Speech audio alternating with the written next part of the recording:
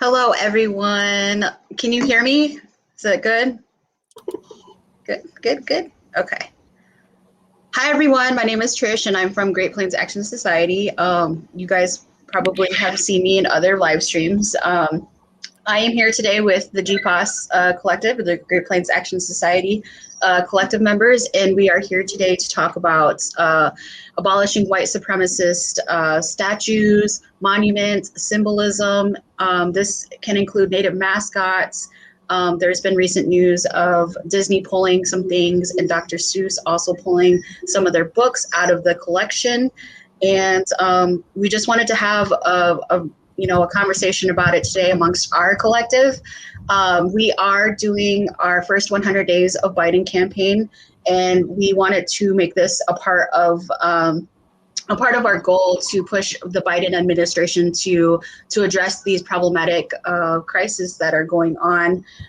So with white supremacy symbolism, it incites violence. It incites the continuation of, basically the U.S. history's legacy of violence in especially targeted towards people of color.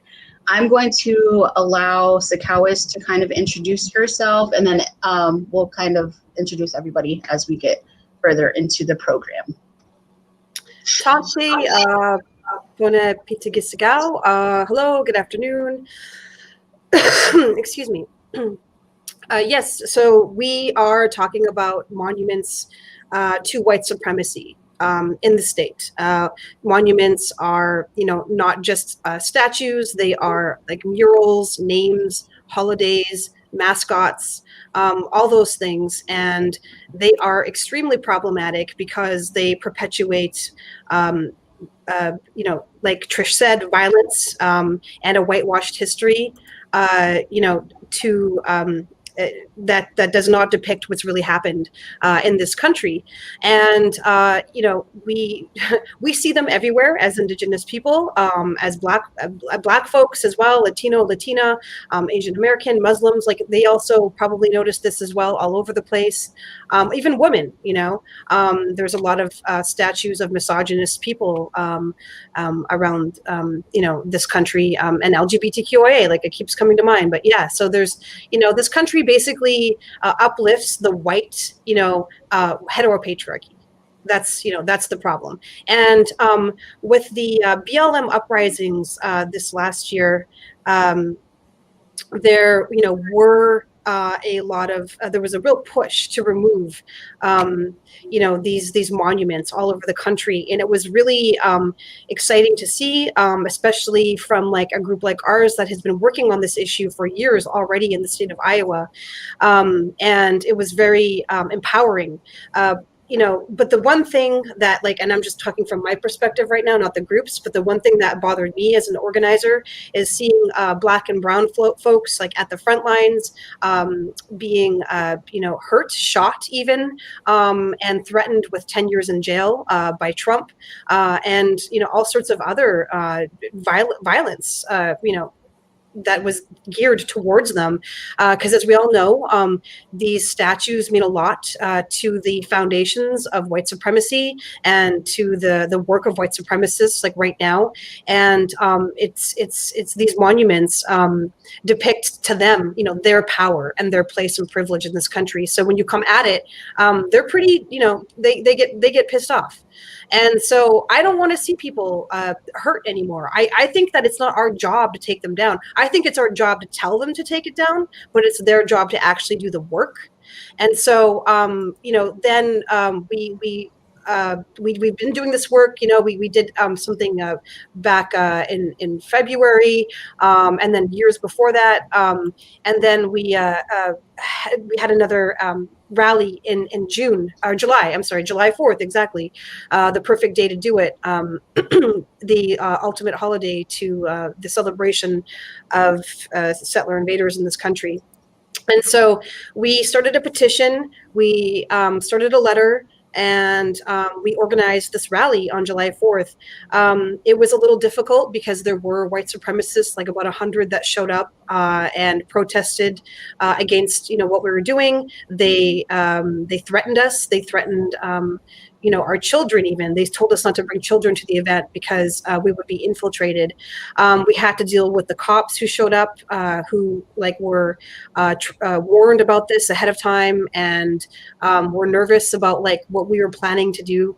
Even though we had, it was a permanent event, and we had no intention of taking statues down. That's the kind of rhetoric that these people deal with all the time. And now we've had this petition out for some time. It hasn't gained a lot of traction yet, but I'll be honest, we haven't pushed it that hard. But we are here to do that now. We would love people to sign it. We will put the link in the comments on both YouTube and on Facebook so that you can. And basically, we're just demanding that the government do their job, that they follow their own rules about hate speech. That's basically all we're asking, right? We want to feel welcome in public places. And so, yeah, I just, that's basically why we're here today. We're just here to have a conversation, Breakfast Club style, to talk with everybody about why we think this is hella important in Iowa, and what you can do to get involved. And we're here to take questions from the audience as well. If you have a question on Facebook or YouTube, just put it in the chat, in the posts, and we can respond. But for now, I'd like to like everybody else to just introduce themselves actually really quickly, so that we get to know everybody as we're talking, not when they talk. So I'm gonna give it off to Alexandria to introduce yourself. Hi, everybody. My name is Alexandria, and I'm an enrolled citizen of the Winnebago tribe of Nebraska. I grew up on the Winnebago Indian Reservation, which is, pretty close to Iowa, I'd say. So 20 minutes away from Sioux City. I've been an intern with Great Plains Action Society since the beginning of January, and I'm really liking it here. So I'll pass it off to Keely. Ho, Jagimo. My name is Keely Driscoll, and I have also been working with Great Plains Action Society since January with Alexandria, but I've also had the privilege of working with Christine for many years now.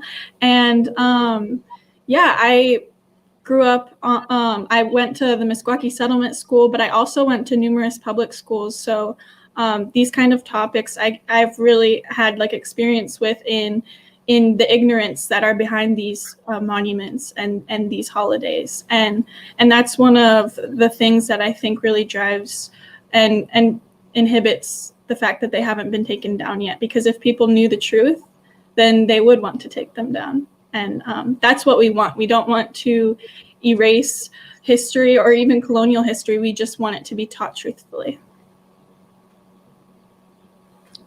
Jess. Anin, Jessica Indigenous, she, her pronouns.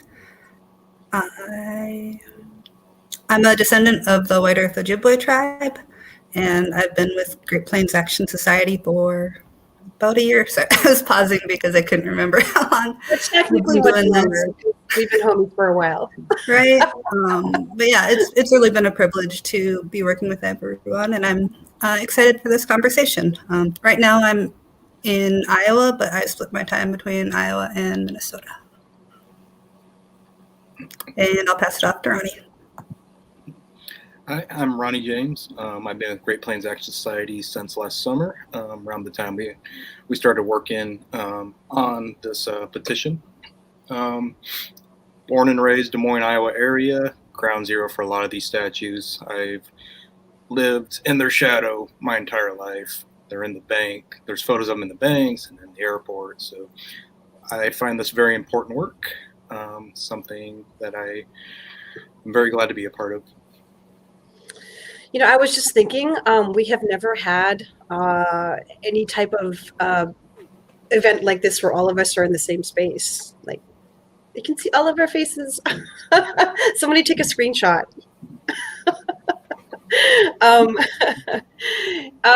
So we didn't really plan a series of speakers or like this very formal talk, because we just wanted to be able to have a natural conversation, but I do know that like there are folks in our little crew that have had different experiences, and I wanted to start by asking Ronnie, because you were just talking about this, being like ground zero for the capital of Iowa for how many years, and like tell us more about that, what it's like to be an Indigenous or a brown man and organizing in these spaces that are so like, yeah, like just triggering in a way,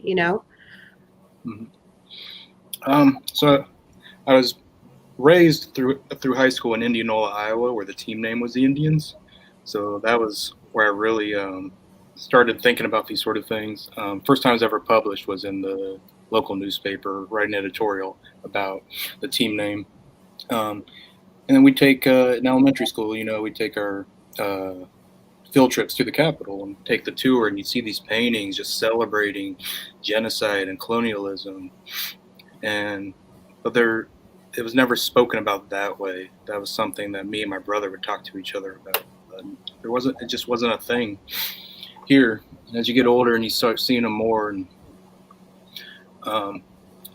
it's so common that it's normal, which is what's terrible. And now that's finally getting spoken about with some of the statues coming down around the country. You start thinking it's possible that it doesn't have to be normal. Like, that's an old world that doesn't have to exist anymore. And you find your folks that can help you work on this, which has been beautiful with GPAS. But yeah, I'm actually finally starting to think it's possible to remove these. It's always just been there. Can you talk about any in particular that bother you? The one at the Capitol and the circle, whatever you call it, the scout. Oh, that's the worst one. Can you describe it for our audience? So it's a colonizer, pioneer, however people want to word it, but a settler into Iowa, standing with what appears to be like their son, and then the friendly Indian scout kneeling beneath him. And they're looking towards the west, so expansion.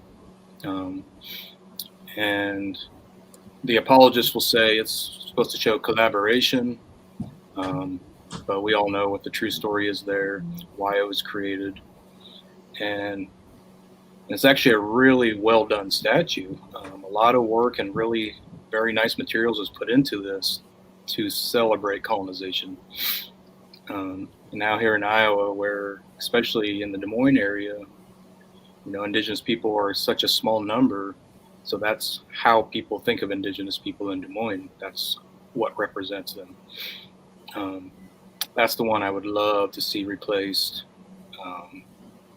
mostly. But within the Capitol itself, the place that's supposed to be where our voices are heard and used to shape policy, there's multiple paintings depicting similar. Those are the ones that come to mind. Yeah, and that particular statue is quite celebrated, not just like in and of itself, like in its own space, but there's pictures of it. There's one in the bank that you go to, I believe, and then there's also a picture of it that just went up at the Des Moines airport, like a huge, like almost life-size version of it. So it's quite a popular one to the white supremacists here. I mean, I shouldn't necessarily call them white supremacists, but I mean, you are a white supremacist if you are like, utilizing that and celebrating it, right? I mean, I don't know how you can't be. That doesn't make sense to me.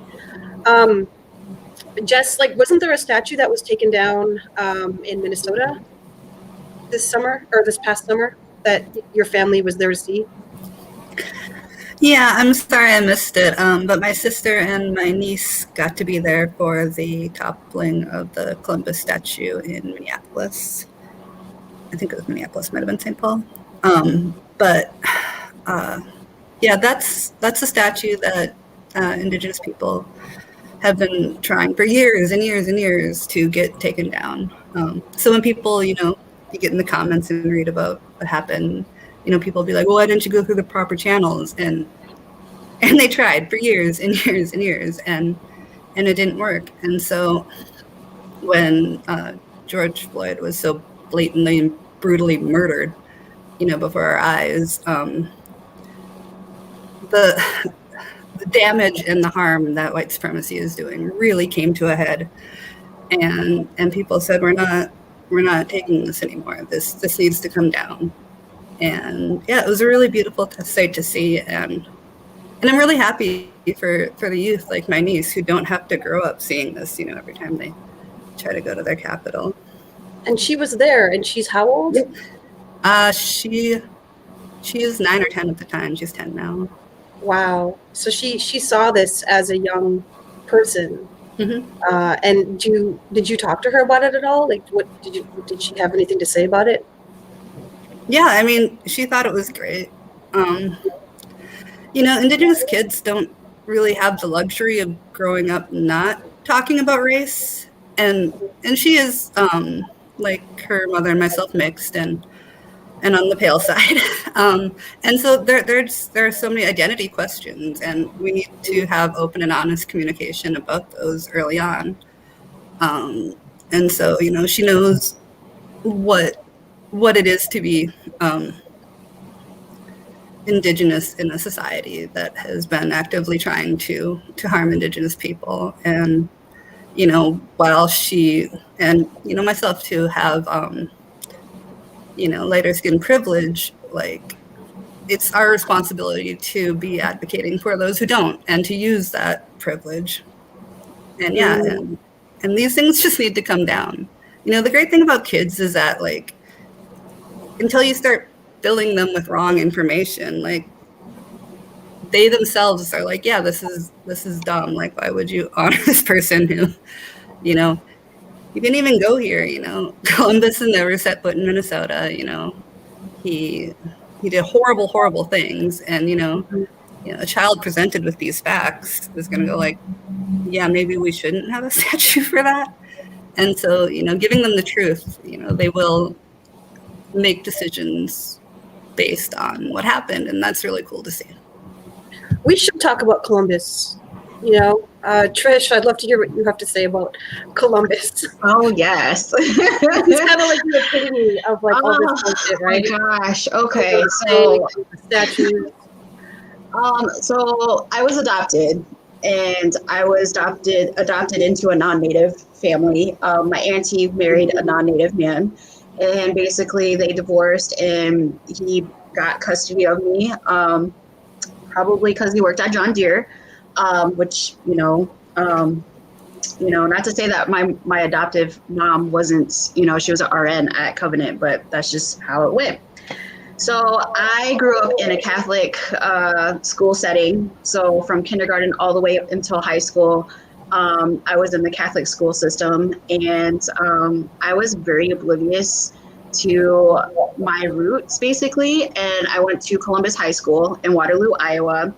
And I think I was the only native that was there.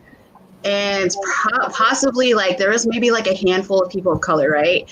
And at the time, I didn't realize that I had been so, like, ingrained into this community. And my father, it's privilege. I was brought up in privilege, and I didn't realize that. But as I got older, I got connected to my biological family, and that's when it just was kind of like a shocking thing to me. But I'm like, how many other natives are there out there that go through the system, that go through the foster care system, or are adopted out, and they grow up not knowing exactly who they are, so to speak, and when they do find out, how shocking that is to them, or like, it was just an eye-opening experience. So here I am cheering Go Sailors and not even knowing the historical pain that comes from that. And it wasn't until I got older that I realized, wow, that was very problematic. And, I don't know if my dad was aware. I don't know, because I think that he was so ingrained into the system too as well, that he didn't even think twice about it. So That's one thing, like growing up in Waterloo, Iowa. Another thing is that is currently going on in Waterloo, Iowa. The Waterloo Police Department has a Griffith symbol for their police department. And basically, this Griffith has ties to the Ku Klux Klan in their history. So now you have the police department who targets people of color. Majority of people of color are incarcerated. On a daily basis, they get harassed, they're targeted. You have a broken taillight, you're driving around and, you're minding your own business. But, this is a symbol. This is a symbolism. This hasn't changed. It's always been this way. So now we see people that are upset, that are visibly upset because we're trying to change that. They're trying to change that Griffith symbol to something that's not incited by the historical, the trauma, the violence, everything. And it's not to say, I know people of color have all struggles, but it's when we rise up and we say something and we're telling the truth, we're truth telling the communities about our history, our own history that you try to write out, that you try to erase. We're still here, and we're not, this is the time and age where we've come so far as putting that truth out there. We have to go these ways. Mainstream media is not going to do it. So that's why we have to create these ways to get it out there and push it out.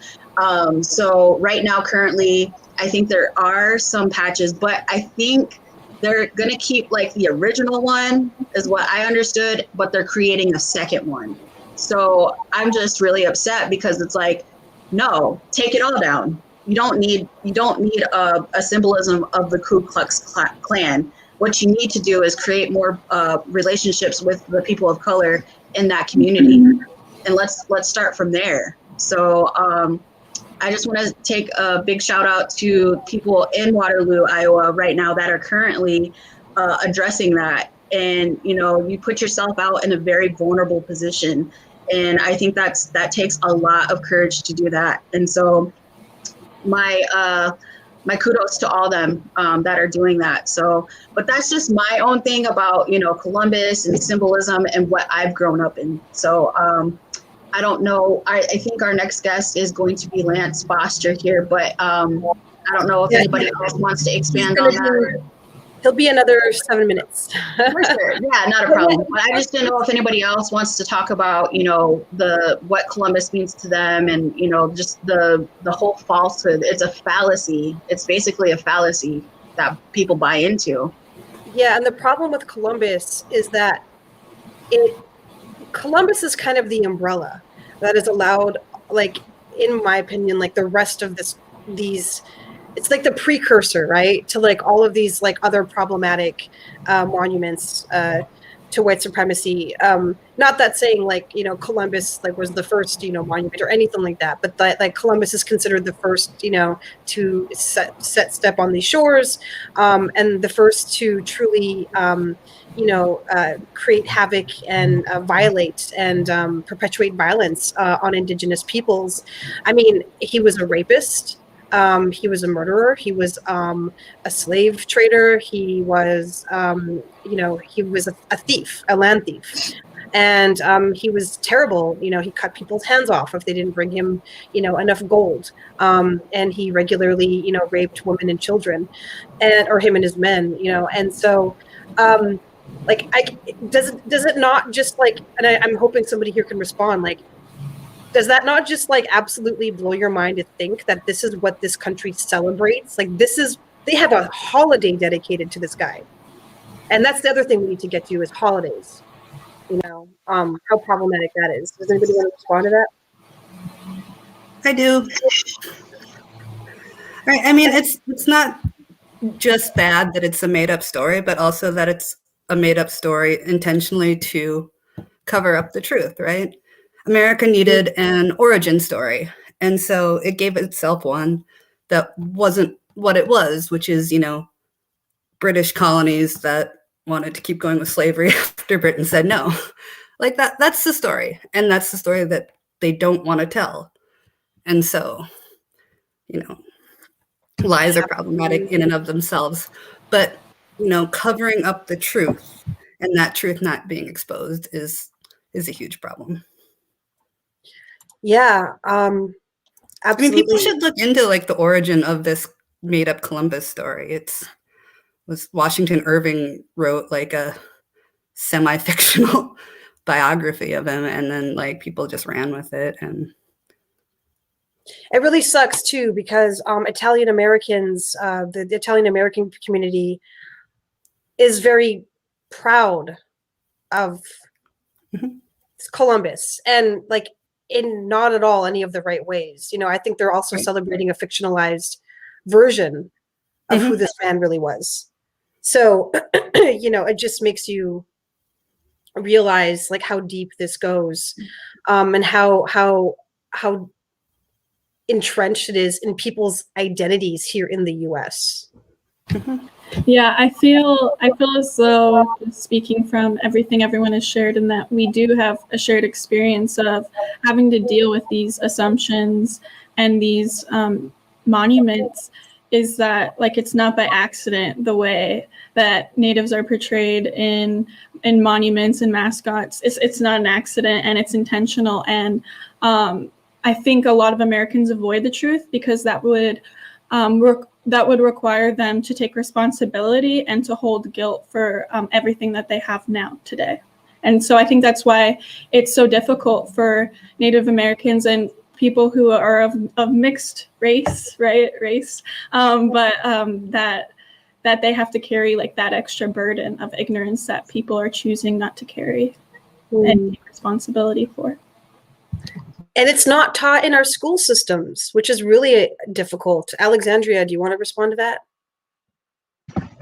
So I grew up on the reservations, and I had the privilege of not having to deal with all this Columbus BS, thankfully. But I wanted to say that, I did grow up in the Winnebago Public Schools. That's the school I attended for most of my life. And the mascot of that, we're the Winnebago Indians. I mean, we shouldn't have that name to be, I guess, our mascot. I mean, right now, when I started school, it was an Indian as a mascot. And since then, it's changed from a W, to a W with feathers on it. But I also went to school in a town called Whiting, Iowa for a little bit. And their mascot, it's a primarily white school, is an Indian. And for me to transfer from Winnebago to Whiting, it made sense for the Winnebago Indians to have the mascot, not that school, just because nobody there was that thing. I'm not saying that mascots are a good thing, because they're definitely not. But I just wasn't a big fan of that, I guess. Right. So I'm going to throw up a comment right now, and it's from Keely Purcell, and it's like Natives that support the Oklahoma Sooners. Do they not know what a Sooner is? And you know what? It possibly may be that we just don't know. We have these whitewashed histories of, this is what this was, or this is what, and that's because of the public education system. They're feeding lies, basically. They're giving these falsehoods to our future generations. So it may be just that. Like I said, growing up, I didn't know all of this until I actually got older and realized, oh my gosh, like this happened to my people. Like this happened to our tribe. Like this is why we're where we're at today. So definitely, I feel as though the things I experienced as a kid, I didn't really understand. And now that I'm at university and I'm getting my certificate in Native Studies, just like the more I'm reading of all of this, it's all making sense. And it just all comes together, and you realize how deep the roots really are. Yeah, I think some of that too is like federal policy. A lot of that has to go with federal policy and how the legal system terms things. So I think that's a very, if we address these things and we call it out for what it is, how is it I feel like it's just going to upset the whole system. and they just can't have that. It's gonna deplete the whole, it's gonna dismantle it, and God forbid, that happens. Yeah. The system can't work when you dismantle it at its structure, basically. Like what's going on right now is something that is perpetuated by a foundation that is white supremacy at its like base, right? And so that's why it's hard to, make these changes, because it's rooted within, these ideologies, the doctrine of discovery, manifest destiny. That mural, Iowa actually depicts a 40-foot wide mural in its Capitol complex of manifest destiny. I mean, that's there for everybody to see. It's 40 feet wide. It's like 20 by 20, 30 feet high. It's ridiculous. And so if you go into the Iowa Capitol complex, pay attention to the motifs everywhere as well. It's not just these murals and these statues. It's these little symbols everywhere. Like just take a look around and you're going to see that the whole entire thing is a shrine to violence, a shrine to genocide. It's like being in these spaces makes me feel like I'm in a church, actually. It's disturbing because churches convey the same sentiment as well, obviously, as we know, because colonial capitalism is a result of Christianity. And so, yeah, I wanted to talk about Lance Foster for a minute, the tribal historian of the Iowa, the original inhabitants of this area between the Missouri and the Mississippi. And he's trying to get on right now and he's having some trouble, but I was hoping that maybe you could talk about Lance's work, Ronnie or Trish or Alexandra, any of you, while I just work on getting Lance online. Yeah, before I just wanted to touch lightly, because I really want Lance to talk about it, because I don't want to steal Lance's thunder, but I wanted to kind of go back while we're figuring out the technical difficulties, but to talk about what Manifesto Destiny is. So I don't know if anybody, I don't want to, if anybody else wants to jump in. Anybody? No? Okay. Awkward Zoom. No. Basically, okay, so we have this doctrine of discovery, and it was basically just this big, document that was written by the Roman Catholic Church, and it basically gave so we have I want to say it was the Europeans and then like the Spaniards. So it basically looked at the Turtle Island, basically. So North America, Central America, South America. And they drew a line right in between and said, okay, you get this half and you get this half. And that wasn't even with consultation. There was no friendly conversation about that. Nobody, from those lands were even talked to about that. It was just, it's decided and we're going to make this big doctrine of discovery and that's it. So the doctrine of discovery basically gave power and control to these nations and said that basically anybody that doesn't believe in the Roman Catholic Church is considered to be a savage. You're not, or less of an animal. And that's really insulting because, we're human beings. We have, we've cared for the land. We've done, amazing work on this, on this land. So you have this, you have two nations that are coming over and basically colonizing this Turtle Island. And this is written, it's the doctrine of discovery is then written into the U.S. Constitution, which is then written into laws, which are then procedures that keep people of color basically lower on the totem pole. Absolutely. And thank you for that. And we have Lance. I am going to see if Ronnie doesn't mind leaving for a few minutes because we're going to add Lance on. We can only have 6 people on at a time, okay? So we're going to bring you back, Ronnie. And here we go. Hello. Hey, how you doing? We are good. We're happy to have you. See if I can hold this closer so you can hear me better, maybe. So you want me to just kind of talk a little bit about my thoughts then, or? Yeah, we are talking about like monuments to white supremacy in Iowa. Monuments being statues, murals, names, mascots, holidays. And we were hoping as well if you could talk about this beautiful piece of art right here, and what that has meant to us moving forward, because that has become almost like our mascot to abolish She has her own life white supremacy. She does. She does. Her birth, but she has her own life now. Yeah, so we would love for you to speak about that if you can, and like what you think we need to do. And you had some really interesting thoughts that I would love to hear about how we need to change monuments, not necessarily take them away.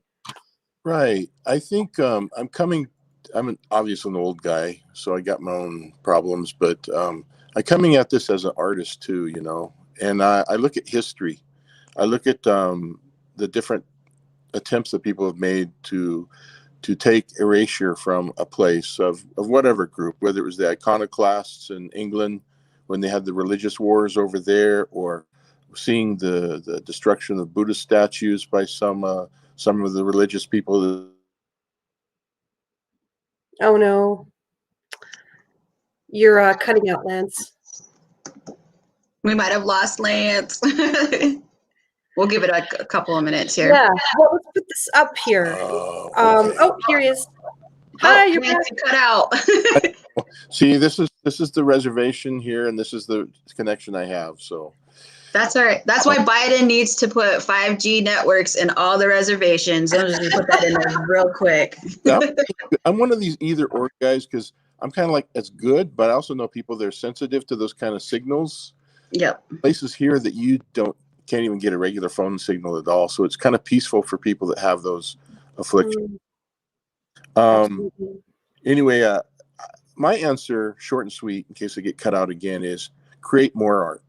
You know, I feel funny about, I understand if there was some kind of KKK guy out there, and I understand about Columbus and everything, but as an artist, I think there's always a better way. Like, for example, I was talking to Christine about the solution they had down there in New Mexico when they had that conquistador statue, a guy that cut off the feet of the people that resisted them. And so they cut off the foot of the statue. You know, I mean, there's ways as artists to be very creative. Banksy, a lot of subversive art. There's ways to address these things in a way that adds more art, that makes it the complete story, that makes it the story that tells the truth. And so you kind of get away that, well, you guys are, you know, if you're creative, you can be like Coyote. You can get that story across the way the Coyote can, and find the edges and find the cracks and help minds change in a way that they don't prepare for. That's the kind of direction I think is good. Like, for example, Columbus statues. I really don't know why they have a Columbus statue there. It's not like it's named Columbus or whatever. Nothing to do with Iowa. So I don't know about that. But why not paint his hands red, you know? Why not have skulls around his feet or shackles on him, you know, the way he did to the people that were enslaved and killed down there? You know, tell the whole story. Tell the whole story. The answer is always, art is about expanding your vision, not restricting it. So think about how you, as a creator for the future, could make a different world that way. And I like that because, you know, history is being whitewashed by depicting these people as heroes, but then it's also whitewashed by not recognizing what's happened in the past. So if you do, create art that tells the story, the real story, then you are telling, the truth. You know, I have some nephews and nieces that they had these really cool books. They were from Walt Disney, right? And you know, Cinderella, you know, the 101 Dalmatian stories, all those things. And Cruella de Vil, you know, mean lady, wanted to make those puppies coats. But they had these really cool books. And these books on one side told the story we were told in the movies. And then you flip it upside down, you go around the other side, and it's like the story of like, oh, Cruella was saying, well, I just wanted to help those puppies. I just really wanted to like encourage them to be really happy little puppies. You know how people twist stories?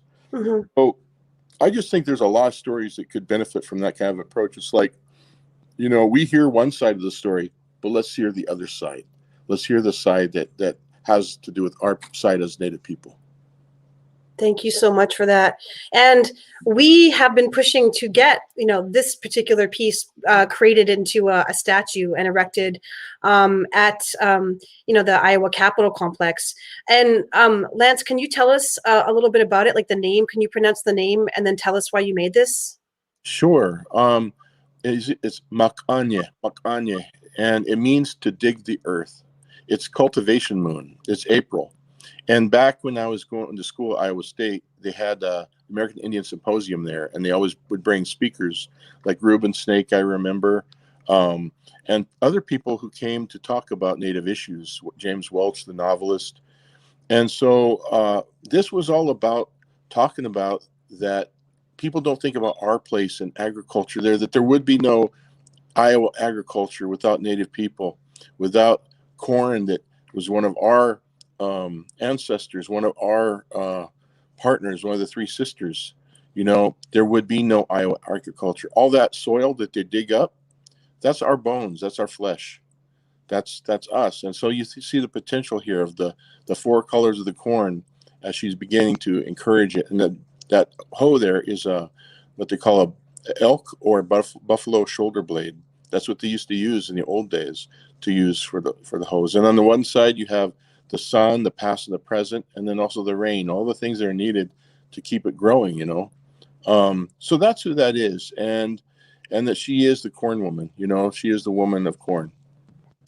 Well, I really appreciate this artwork a lot. And this graces a book, I believe. Which one is it again? The Iowa History of Iowa? That's what I mean. She's kind of taken on her own kind of life. It started as a way to honor the Indian Symposium as one of the posters. And so I just donated that for that. And then I did the color version there for a prize to give away to people who were supporting it.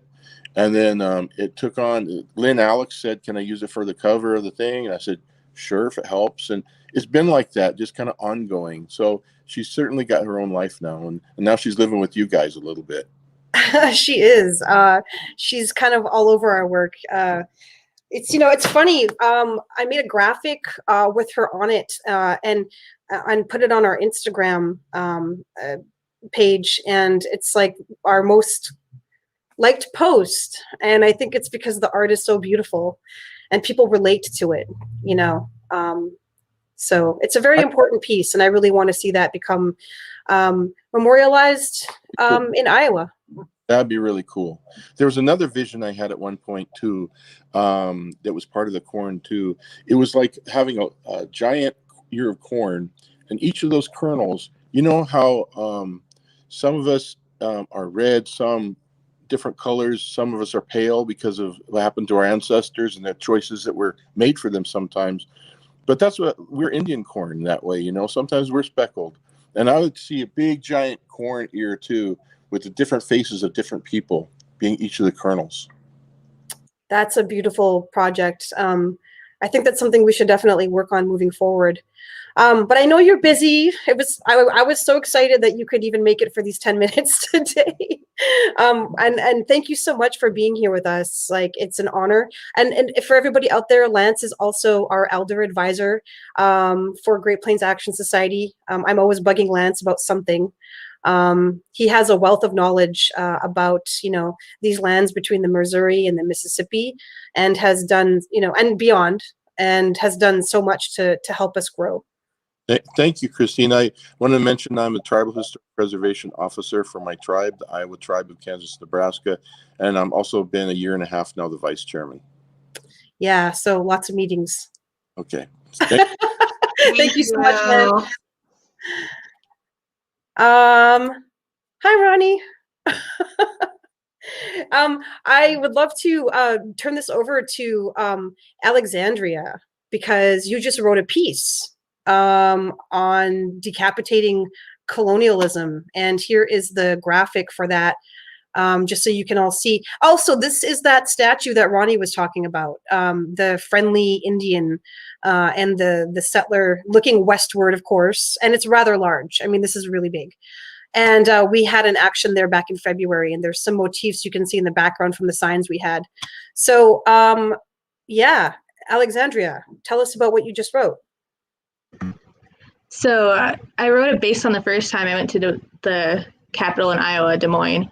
And I mean, earlier on that day, there was a wonderful parade, which I found very inspirational because of the round dance at the end, especially. But coming towards that event, I've never seen a statue like that before in my life. Like, it was infuriating, I guess, to see that. You don't see that stuff just out in the middle, well, back on the res for me. It's the positioning of that statue. The white man stands above the Native American to make him seem less, they're not on the same level, I guess. And that upset me, upset something in me. And I wasn't a fan of that part. And also the way that these statues still remain, it shows that these remnants of colonialism still exist and that the white supremacy is still around us every day. Mm-hmm. Absolutely. Yes. Your writing has been getting great traction. I know you're in a writing program too. And so being able to, write about this stuff must also be really great from your perspective, to hone your craft, if you will, Yeah, I agree. For those who don't know, I'm studying creative nonfiction at my university right now, and I'm basically writing that for GPAWS. So, I mean, it's definitely giving me a start to get my work out there, and it's providing a space for me to just stay truth-telling, I guess. So I'm really grateful for that. Yeah, and we're grateful to have you because, being able to have these descriptions and longer understandings of everything is really important to this work. So thank you for doing that. Mm-hmm. And Alex and Keely, you just made a TikTok. Yes, it was my first ever TikTok, so it was pretty intimidating, but I'm really happy with the way it turned out. And I really hope that, it can help people who, people who aren't Native and grow up in the system, they don't even know what's wrong. And so I try to include some educational things in it in order to, just try to make more people aware because, people can't do better if they don't know better. So that's really what I try to do. And also, most Americans have never even met someone from a Native American culture. So I was just trying to be aware of that and explain as best as I could in a 60-minute or 60-second time frame. Yeah. Nice. I'm going to put this up actually so that our audience can see it. You have got to stop telling yourself that you're appreciating Native cultures rather than appropriating them when you support racist monuments, names, mascots, and holidays. The American educational system today teaches next to nothing about the original inhabitants of this land. I mean, can you really appreciate a culture you know nothing about? And no, the movies you watched on Disney don't count. We are the Cleveland Indians. It is what it is. Oh, it's not. It's much more than that. Because the realities of our tribal nations today are so much more complex and beautiful than the ignorance that is portrayed here could ever show. There are over 570 federally recognized tribes in the United States today. Over 570 tribes with their own distinct languages, religions, and cultures. We are still here. Nice. So it's so good. I love it. Yeah. Is it up yet? Did you post it? I haven't. Yeah, I was gonna, you're fine. I wanted to post it last night and I was like, oh my gosh, I can't. So, but Keely can post it whenever she wants to. Yeah, I will probably post it tomorrow. Is that when we said? You can post it whenever you want. Today or tomorrow, it'll be up. Yeah. But if anybody's interested, you can find that video. It'll be on your account, which is, can you, I can't say it. Yeah, it's just like Ket Awesomeness. I was gonna post it on the Great Plains account though. So. Oh yeah, we can post it on both. Absolutely. Okay. So, you know, and it's really great that we have, you know, these wonderful youth involved with the work we're doing, because that's where, you know, this has to continue to always move, right? We have to continue to moving it towards the youth, who then can move it towards the youth. And that's why we do this work. You know, we don't do it just for us. We're doing it for future generations. I want, like, I don't know. I know I was, you know, supposed to be moderating, but I also don't want to be talking so much. Can somebody else, you know, jump in and just, let's do, like I said, let's do this Breakfast Club style. Does anybody else just want to respond to anything that they've heard today?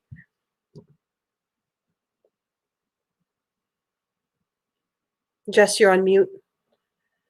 You're on mute, Jess. Sorry. I wanted to say that Danielle asked a good question in the comments. Oh, good. And I don't have a good answer for it, but it is something that I do struggle with, and I think it would be good to talk about, because white supremacy is harmful, and it's easy to get hung up on the angry side. But I do think it's important that we talk about, you know, the flip side and uplifting the positive aspects of Indigenous cultures. And I really liked in Keely's TikTok, you know, seeing that. And I think more of that, I think, would go a good long way towards advancing our cause without being hostile. Absolutely. I think that's not a great question. Yeah, and which is why we're trying to uplift, you know, Lance's work, and have these conversations about how, you know, how cool we are. And I see Ronnie laughing. You have to respond. Come on, say something. You should see him on Zooms. No. He's way more talkative when he's off screen. I do want to say quick, though, that I think that Lance, I think that was so powerful what he said, is that these statues may not come down, but that doesn't mean that we can't, you know, do things on our own initiative to kind of be the, you know, not like the polar opposite, but to combat, you know, white supremacy in that kind of way, in a creative way too. I like that. I love that art, you know, it can be used to convey such a stronger message than, you know, than a whole statue or a monument or anything like that. Yeah, and it's Lance, Keely, and Jess spoke on, like, a lot of people don't know this is an issue. They're not aware of it, period. So it's on all of us to make sure we get that education out there. And it doesn't have to be hostile, but I think sometimes it should be. Because the blowback, people take it personally because they feel like you're questioning everything that they think they deserve. And sometimes they don't respond to, you know, facts or politeness. So yeah, thank you, Lance, for coming and saying that. And then also, yeah, that's very important to bring up. Also, I'm pretty happy that we got to see the world premiere of that TikTok. So our millions of fans, you got a special treat there. Yep, we saw it here first. Yeah, I know. We got Mark Ruffalo tweeted about us today. So we're famous now. Alexandria. Shout out to Mark Ruffalo. Sorry, go on. I was like, I don't know how to think about that. I'm like, okay, great, yay. But you know, what does that mean? You know, in essence. But sure. I'm just kidding. I'm really proud because that tweet was actually about some amazing work that Alexandria is doing. That's based upon Indigenous ideologies, the rights of nature. A film called The Invisible Hand. If you want to give a little plug, Alexandria, we wouldn't mind. Yeah, so I didn't even know he tweeted at GPOS for that, so that's super awesome. I just checked it right now. But so on March 13th from 1 to 4 p.m. EST, we'll be screening a movie called The Invisible Hand, which just came out recently. It's totally free. You can donate if you want, which I recommend, but if not, it's cool. After the movie, we have a youth panel, and it's people from all over the world that's participating in it. And it so far is really exciting. You hear these people and their stories, and it's just very motivational to hear. So I'm looking forward to it, and I'm hoping that everybody else can join as well. You know, and this might not seem like it's connected. We might seem like we're getting off topic, but we're not, because it's these types of activities, these types of events, this type of work that is uplifting the voice and the ideologies, the practices of Indigenous peoples, which in turn, you know, over time is going to tell the right story, and is going to have, you know, these terrible, like, racist and, you know, hate-filled depictions, you know, eventually become something of the past themselves. Is there anybody else that wants to talk about, or I was just going to close us out? All right. Well, thank you for joining us today. We appreciate it. You can like and subscribe to our YouTube. We are on Facebook. We now have a TikTok. Our handle is usually at Great Plains Action Society. You can look us up that way. As far as our first 100 days campaign, we'll be posting on a weekly basis. So like Christine had mentioned, we are going to be focusing on rights of nature next week, and then we'll be talking about Big Egg the following week. So please tune in and share with your friends, tell everybody. But yes, thank you for supporting our platform, and we look forward to keep having these conversations, and yeah, just being here to bring Indigenous crises to the forefront. And a special shout out to Lance for being here today, who is a very important part of what we do, and Danielle, who is also a very important part of the work we do here in Iowa. Danielle Wanati, the fierce Meskwaki warrior who was at the front lines constantly, and to everybody here today. Thank you for being my friends and my crew, and moving forward. So everybody have a really great day, and go look at some statues and think about how we can change that. Ahai kitata mehen. Anybody else want to say anything? Bye. Thank you, everyone. See you. Thank you.